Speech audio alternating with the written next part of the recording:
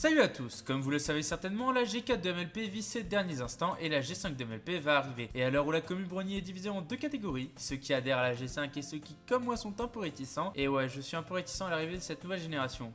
Je vous explique pourquoi.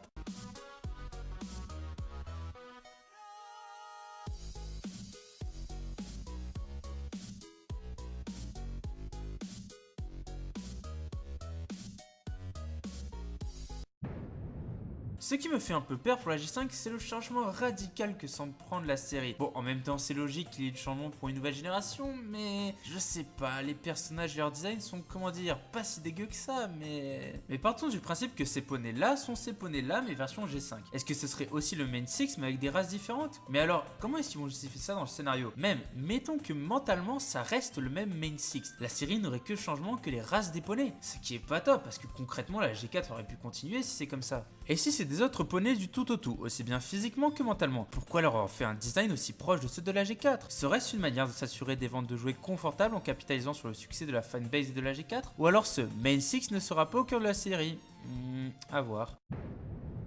Qu'est-ce que j'entends par le manque du petit plus? Et bien pour moi la force de MLP c'est que cette série peut être regardée par tout le monde, tant les références culturelles et les grilles de lecture se font différentes et nombreuses. Mais avec une génération qui a l'air de se tourner plus vers les enfants, ce qui est logique d'un point de vue marketing, et bien est-ce qu'on perdrait pas un peu de cette maturité dans MLP? D'autant plus que Lauren Foss ne sera pas présente pour cette saison, ce qui me rend encore moins confiant pour la suite. Comprenez-moi bien, c'est normal que MLP se renouvelle. Après tout, ils font ça pour l'argent. Et oui, ne croyez pas ceux qui vous disent qu'ils ne font pas ça pour l'argent. C'est une entreprise Hasbro. La G5 comme la G4 seront faits pour apporter de l'argent. À voir s'il y aura une volonté de transmettre un message derrière. Mais du coup, oui, je comprends ce changement de la part de Hasbro, car soit la G4 continue encore et encore et encore et encore jusqu'à faire de la merde, soit la G4 s'arrête avec MLP et tout le monde est triste, soit nouvelle génération et on reprend tout à zéro.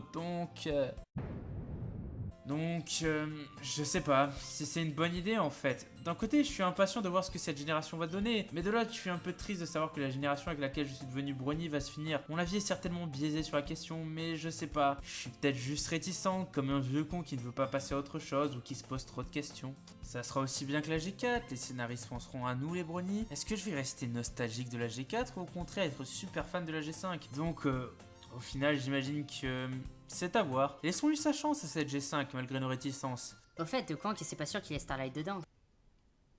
Non mais c'est quoi cette génération de merde?